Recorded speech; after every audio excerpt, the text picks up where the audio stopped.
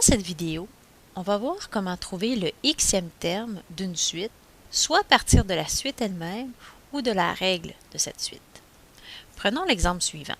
J'ai la suite 7, 10, 13, 16, 19, 22. Et je souhaite trouver le 20e terme. Comment est-ce que je vais m'y prendre? Bon, première des choses, je pourrais écrire le rang de chacun des termes qui est écrit dans la suite fournie. Donc, le 7 occupe le rang 1, le 10 le rang 2, et ainsi de suite. Donc, ce qui m'est demandé, c'est de passer du 6e au 20e, et on va voir comment est-ce qu'on va faire pour s'y rendre. On commence par quoi? On commence par trouver la raison. Donc, si je regarde attentivement, je vais voir qu'à chaque fois que je passe d'un terme à un autre, c'est-à-dire d'un rang à un autre, eh bien, je dois additionner 3.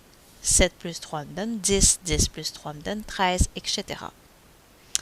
Une fois cela fait, j'identifie le rang du dernier terme fourni dans ma suite. Donc, le dernier terme fourni, c'est le 22, et il occupe le rang 6. Je dois me rendre au 20e. Donc, combien de rangs est-ce que je dois passer pour me rendre au 20e? Je dois en passer 14. Donc, j'ai 14 rangs qui séparent le 6e du 20e. Et je sais qu'à chaque fois que je passe d'un rang à un autre, je dois additionner 3. Donc, qu'est-ce que je vais faire? Bien, la raison qui est de 3 fois mes 14 rangs va me donner 42. Est-ce que ce 42-là représente le 20e terme? Non, attention, parce qu'on a commencé à calculer à partir du 6e terme, c'est-à-dire le 22. Donc, je dois additionner ce 42-là à mon 22. Donc, 22 plus 42 va me donner 64. 64 est le 20e terme de la suite qui est indiqué ici. Je pourrais en faire la preuve. J'aurais tout simplement à énumérer les termes jusqu'au 20e. Donc, je partirai là, après le 22, j'aurai 25, 28, 31, etc. jusqu'à 64. Et je constaterai que c'est bel et bien le 20e. Il arrive aussi qu'on doive trouver le xème terme d'une suite, mais que ce ne soit pas à partir de la suite, mais bien à partir de la règle de la suite. Regardons un exemple.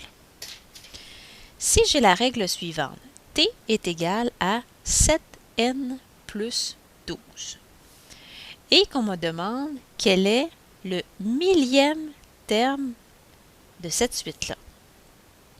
Eh bien, que représente le millième terme?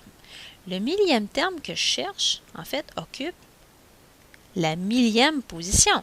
Donc, n est égal à 1000. Parce que dans cette règle-là, le t, on le rappelle, représente le terme et le n représente le rang, la position, en fait, du terme dans une suite. Donc, qu'est-ce qu'il faut faire? Eh bien, on a tout simplement à remplacer notre n par 1000. Et qu'est-ce qu'on va obtenir? On va obtenir ceci, que notre terme recherché est égal à 7 fois, et là, au lieu d'écrire n, j'écris mon 1000, plus 12. Alors, 7 fois 1000, ça me donne 7000, plus 12 va me donner 7012. Alors, 7012, ça représente quoi? Ça représente le millième terme de ma suite. Facile, hein? Et si on vous demandait maintenant de trouver la raison de cette suite-là qui est représentée à l'aide d'une règle, qu'est-ce qu'on ferait? Eh bien, à ce moment-là, il faudrait utiliser un tableau. Un tableau qui met en relation le rang n et le terme t. Comme ceci. Un beau tableau.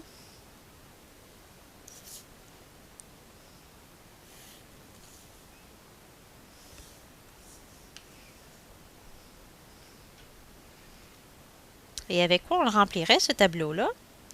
Eh bien, avec les premiers termes, tout simplement, de la suite. Quand je parle de premiers termes, je fais référence au fait qu'on va choisir le rang qui est égal à 1, à 2, à 3, etc.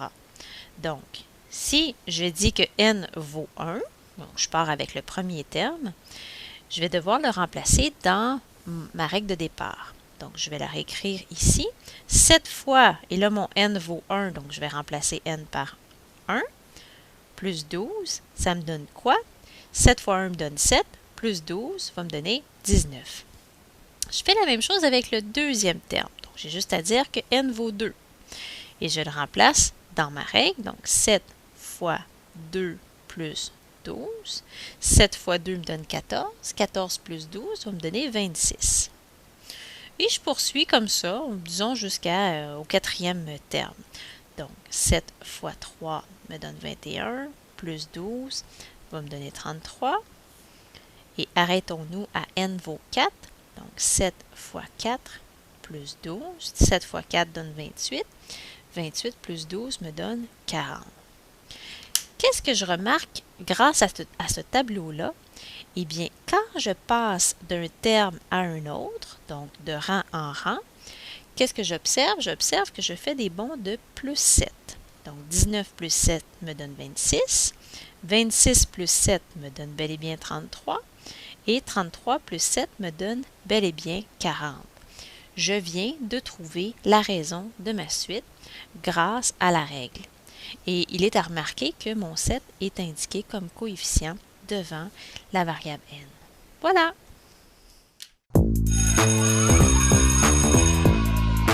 Il y a des jours où on a vraiment besoin d'un coup de pied pour faire nos devoirs, mais il y a des moments où on a surtout besoin d'un coup de main. Pour ça, il y a Allo Prof, des enseignants super cool répondent à tes questions du lundi au jeudi de 17h à 20h. Tu peux les rejoindre par téléphone au 1-888-776-4455 ou dans leur cyberclasse sur alloprof.qc.ca. Et la bonne nouvelle, C'est que c'est gratuit. Profites-en! profites-en!